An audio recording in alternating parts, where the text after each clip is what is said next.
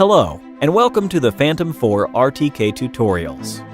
In this video, we'll teach you how to conduct a photogrammetry or mapping mission.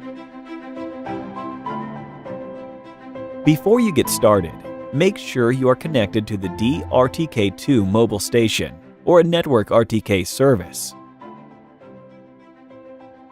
Select Plan on the lower left of the screen, then Photogrammetry. This will let you begin planning your mission. You will directly enter a map screen. With the blue dot representing the remote controller, move around or zoom in or out of the map screen to find the area you want to map. Then tap the map to set the first waypoint. You can tap a new area to create another waypoint or click and drag an existing point to move it. Double tapping on a waypoint will remove it. Once 4 waypoints are set up, they will automatically connect and form a photogrammetry flight path.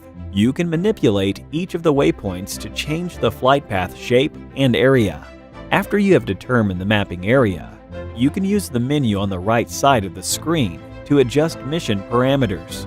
This includes flight altitude, speed, and more.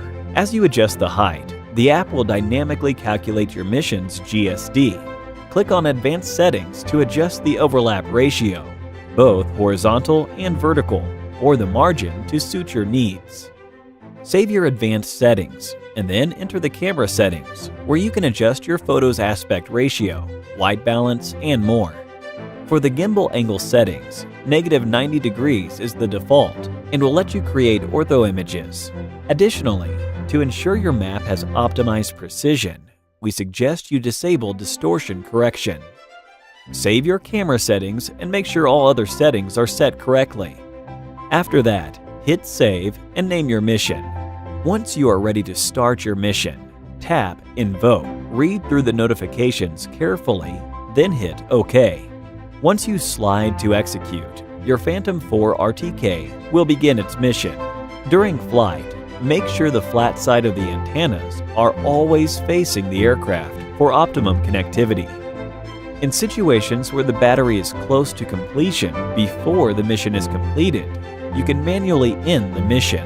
After landing, replacing the battery and powering back up, you can resume from exactly where you left off. Once the mission is completed, the Phantom 4 RTK will automatically return to its stored home point by default. You can also adjust the settings to make the Phantom 4 RTK hover, land, or return to the first waypoint after the mission is complete. You can begin another mission right after landing, or start building your model by taking the drone's onboard SD card and moving them to a PC, where they can be processed locally or uploaded into third-party photogrammetry software.